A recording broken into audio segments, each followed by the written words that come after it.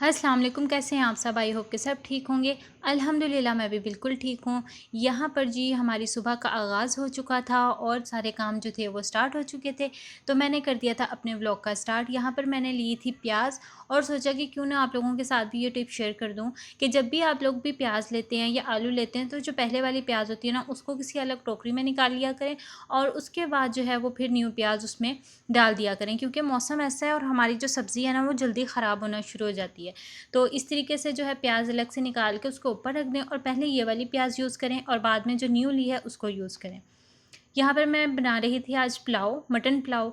तो ये बहुत ही ईज़ी रेसिपी है। सबसे पहले जो आजकल जैसे गर्मियाँ हैं तो जो उसकी यखनी है ना वो आप चढ़ा दें और आप सुकून से जो है वो बैठ जाएँ।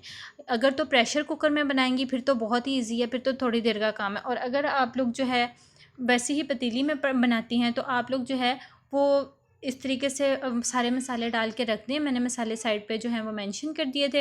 ये यखनी वाला जो पुलाव है ना बड़ा ही मज़े का बनता है और नमक जो है ना वो कोशिश किया करें कि हल्का सा, ज़्यादा तेज़ नहीं लेकिन हल्का सा खुला नमक जो है ना इसमें थोड़ा अच्छा लगता है। ये मैंने सारे मसाले यहाँ पर मेंशन कर दिए हैं, इनको देख लीजिएगा और इस तरीके से जो है इसकी यखनी रेडी कर लीजिएगा। यहाँ पर जो है ना मैंने राइस जो थे वो भिगो के रख दिए थे 10-15 मिनट पहले। तो इसका जो है फिर मैंने पानी निचोड़ा था और वो जो राइस हैं वो मैंने डालने थे। जो मैंने प्याज थी ना उसको ब्राउन कर लिया था और उसके अंदर हल्का सा ज़ीरा डाल दिया था और लहसुन अदरक का जो पेस्ट है ना फ्रेश वो डाल के। तो लहसुन अदरक के पेस्ट को कोशिश किया करें कि 5 मिनट तक ना ज़रा अच्छे से भून लें, ताकि जो उसकी एक खुशबू है ना वो आ जाए और जो स्मेल है वो ख़त्म हो जाए। और यहाँ पर जो वो पानी था ना, यखनी थी, उसी से जो था वो मैं मसाला जो था वो रेडी करी थी। दूसरा पानी जो था वो मैंने ऐड इसमें नहीं किया था। और याद रखिएगा कि यखनी में भी आपने नमक डाला होता है, तो जब राइस डाल दें तो चेक कर लें। अगर तो यखनी में नमक पूरा है तो आपने चावलों में नहीं डालना, अगर थोड़ा सा कमी बेशी है तो हल्का सा नमक जो है वो उसमें ऐड कर लें राइस में। यहाँ पर जो था वो मैंने बोटी चेक कर ली थी कि हाँ जी बोटी गल गई है या नहीं। तो माशाल्लाह बहुत अच्छी तरीके से जो थी वो बोटी गल चुकी थी। तो मैंने अपनी सारी बोटियाँ जो थी वो यखनी से निकाल के मसाले में ऐड कर दी थी और उसके बाद जो था वो मैंने यखनी को छान लिया था। और छान कर जो यखनी थी वो, अगर आपका 1 मग है ना राइस, तो आपने क्या करना है कि 2 मग जो हैं वो पानी के या यखनी के ऐड कर देने हैं। तो आपके जो चावल हैं वो बिल्कुल खुला खुला बनेगा, जुड़ेगा नहीं साथ। यहाँ पर मैंने सारी बोटियाँ जो थी वो उसमें ऐड कर दी थी और फिर उसके बाद यखनी को छान लिया था। यखनी को छानने के बाद जो है 2 मग जो है ना वो आपने उसमें ऐड कर देने और जब बॉयल आए तो उसमें राइस ऐड करके तो आपने उसको दम लगा देना है। तो आज मैं जो था वो आप लोगों के साथ अपने ख्वाब शेयर करना चाह रही थी। वैसे तो मैं किसी को बताती नहीं होती, हम बहुत गुनाहगार लोग हैं। सारा दिन पता नहीं किस किस गुनाह से हम लोग गुज़रते हैं, कौन कौन से गुनाह हमसे हो जाते हैं। लेकिन दिल चाह रहा था कि आप लोगों से एक ख्वाब जो है वो शेयर करूं। तो मैं हम लोग ना फजर का टाइम आई थिंक होता है, फजर के टाइम मैंने ये ख्वाब देखा था। हम लोग बैठे होते हैं इसी तरीके से अपने सहन में।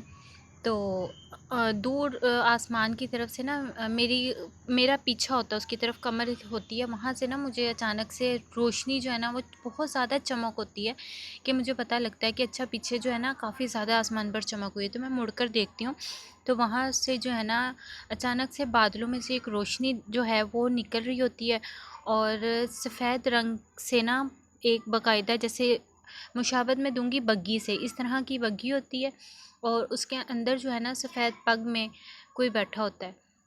और इस नूरा चेहरा मैंने नहीं देखा, लेकिन एक जो मेरे जहन में वो था कि बहुत ही नूरानी चेहरा था और खुशबू इतनी ज़्यादा कि वहाँ से जैसे ही गुज़र रहे थे तो सबको बहुत ज़्यादा खुशबू आ रही थी। और अभी भी मैं बता रही हूँ तो मेरे जो रोंगटे हैं वो खड़े हो रहे हैं और मुझे ये ख्वाब देखे हुए शायद 1 साल गुज़र गया। और मेरे माइंड में होता है कि शब मेराज की जो रात है वो या तो गुज़र चुकी है या आने वाली है। इस सेंस में मैंने ये ख्वाब देखा था। तो उसके बाद ना मैं सबको दिखाती हूँ कि अच्छा वो देखें वो देखें, वहाँ से ना किसी सवारी कोई है वो गुज़र रही है। तो जितनी देर में मैं दिखाती हूँ ना वहाँ से वो सवारी जो है वो गुज़र चुकी होती है। हम फिर अपनी बातें करना शुरू हो जाते हैं और जितनी रोशनी पहले होती है ना उससे डबल रोशनी मुझे दोबारा जो है वो दिखाई देती है आसमान पर।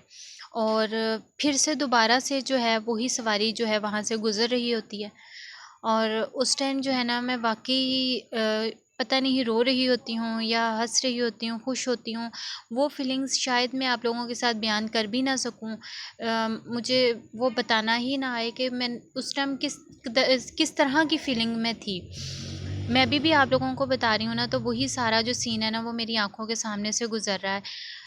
मल्टी कलर के, जिससे कहेंगे ना कि पटाखे बजना, उस तरह की जो लाइट आसमान पर होती है, उतनी चमक आसमान पर थी, उतनी सफ़ेद रंग की रोशनी आसमान पर थी। और वो सवारी जो है बहुत आहिस्ता आहिस्ता जो है वो गुज़र रही थी। अल्लाह पाक जो है सबको ये ज़ियारत नसीब फ़रमाए। एक तो ये देखी थी, और फिर मैंने खाना काबा की भी ज़ियारत जो है वो देखी इंशाल्लाह। वो भी मैं आपको कभी बताऊँगी अपना ख्वाब। तो बस कोशिश किया करें कि जो नमाज़ है ना वो कभी भी कज़ा ना हो। मैं बहुत रूटीन से नमाज़ पढ़ती थी, और अब जो है मेरी आदत है कि अ, एक सेकंड भी मिले ना तो मैं वहाँ पर कोशिश करती हूँ कि मैं ना दुरूद पाक जो है वो पढ़ लूँ। एक सेकंड भी मिले तो मैं इस्तग़फ़ार कर लूँ। इस तरह की आदत है, बताना नहीं चाहिए किसी को भी, लेकिन हाँ, क्या पता मेरे बताए से कोई अमल करे और उसका सवाब जो है हमें मिलना शुरू हो जाए। बहुत गुनाहगार लोग हैं, अल्लाह पाक जो है हमारे गुनाहों को माफ़ फ़रमाए, हमारी कब्र के अज़ाब को जो है वो कम करे और हमारी आखिरत अच्छी करे। तो उम्मीद करती हूँ कि आपको मेरी वीडियो पसंद आई होगी। मेरे चैनल को सब्सक्राइब करना ना भूलिएगा। मिलते हैं नेक्स्ट व्लॉग में। अल्लाह हाफ़िज़।